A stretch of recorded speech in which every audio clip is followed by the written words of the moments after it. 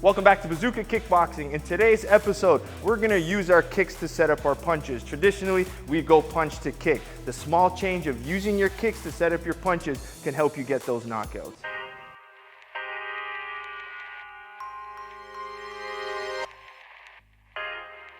Using your kicks to set up your punches seems very simple, but when we watch fighting, we don't see it enough. Traditionally, we see those Dutch combinations where people use their punches to set up their kicks. However, you can use the opposite. Use those kicks. It's a powerful weapon to set up those punches. But there's a few things you have to remember when you throw those kicks. It's not really a power kick. You can't over pivot. You can't overturn. If I continue to throw the kicks and I want to set up my hands and I'm over pivoting, I put myself in a position where I can't throw my hands. So the first thing we're going to talk about before you even get into the punches is how to throw that round kick properly. You want to throw it with a little bit of a pivot, not too much, because you have to be able to return to get your hands going. You're using that kick to set up the punches. So also, you can use it to offbeat and off timing with your opponent. I can kick the punch right away and I can change that timing. So I'm going to give you some of my favorite ways that I like to use my kicks to set up my hands. So the first thing we want to talk about is that a kick isn't just a kick. You have to have and know what purpose you're doing with this kick. If my purpose is to finish the leg or finish the body, I'm going to put my whole weight, my whole power, and I'm going to give myself a full pivot because I'm looking to damage the leg. But now I'm using my punches. I want to set up the punches. So what I'm going to do is, you notice I don't pivot so much, because this way I could return faster to get my hands coming faster after that kick. If I have to over pivot, it takes me out of a structural position. Now I have to return before I can throw my punch. It's way too slow. So you're gonna see I kick more on a 45 with less of a pivot. Now from here, I can fire out my hands and get my hands firing a lot faster. So the basic touch, I can touch to the leg, and I like to follow with the hook cross. That's the basics, right? When I throw my kick, my left shoulder moves back. So naturally, we come back with the left hook and the right hand off of it. And this kick could go to the leg, or I can go to the body. But I'm looking for that fast return and not overturning my shoulder. One and back, body and back. So very quick return. So that's the basics. You can even do the same thing with my left side attack. And when I use my left kick, it's better to set up my right hand or my right elbow. So I'll sit here, touch, boom, and I can fall right into my right hand. But when you throw this left kick, you make sure you don't fall right down into the position. You have to control your stance. So when you see my plant leg on this left kick, I go on my calf. This way I have a counterbalance. So I'm here, then I can come down and throw. And depending on my opponent's distance, if I'm far, boom, I can throw a nice straight right. If he's close to me, I could step in and throw my elbows, depending on the range, okay? And with the round kick, they set up well with front kicks. So I can set up the front kick, mix in my rounds, and then follow with my hands.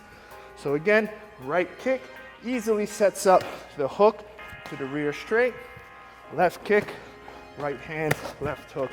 And that's the basic to the combinations kick to punch. Now, when you get more advanced, and you'll see this a lot more in the old school kickboxing style, is they use the kick with a faster tempo on the same side. So they might kick and return before the hand goes. So I might touch shoot. It's a little faster. Left kick, come down with my left hand. 1, 2, bang, bang.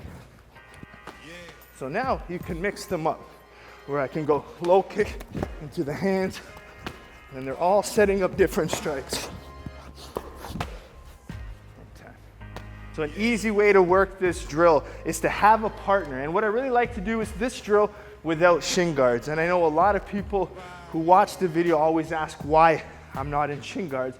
It's because you need to learn to control your kicks. You need to learn where to place your shins properly on your opponent. So what Matt's gonna do is we're gonna start from the body. So he throws his right kick to the body and follows his hook cross. And then I could return and follow the same way. So very basic kick return. And the same thing with this punch, you can change the punches. Now I like to throw the lead uppercut off of the round kick. So Matt will throw here. Good. Okay, let's go left kick, right hand.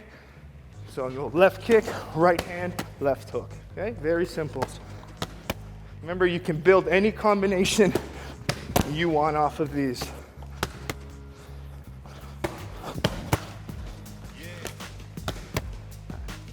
One last little setup I'm gonna show you that I like to use is attacking the inside leg to kind of square up my opponent's stance.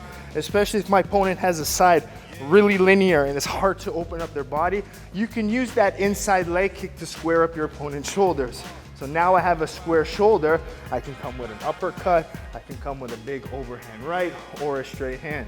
So the whole purpose of this is to square up the stance and then come and I could attack with my punches. Okay? And the other good thing about why you use your kicks is you want your opponent to react. You want them to create a shell. If I want to attack with my hands and we're staying out here, it's a little bit more scary for me to want to enter because his hands are ready to go and he's ready to counter. So if I give him a nice hard body kick, it's going to cause him to shell up to have to block it. And at that point, that's my safe enter to be able to get my hands. So I can kick, boom, now he's shelled up. And I can whip my combination off of that. Okay, so I get the reaction, he shells up, and I throw my combination off of that.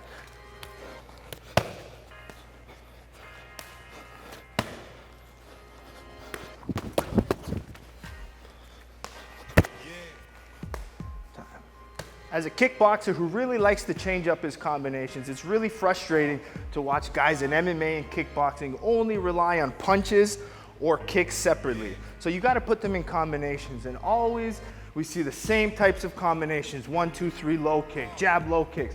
This is when you gotta really start to use your kicks to set up the punches. And remember, every kick isn't the same. What's the purpose after the kick? You have to understand, are you looking to finish the leg or are you trying to set things up? Change the angles, change the intensity, change how much you pivot. But ultimately, if you're gonna throw your hands and you want them to come after your kick with a lot of speed, less pivots, keep a nice lead shoulder angle, and your hands will come quicker off of that. All right? Keep liking, keep subscribing, and we're gonna see you next week for more kickboxing.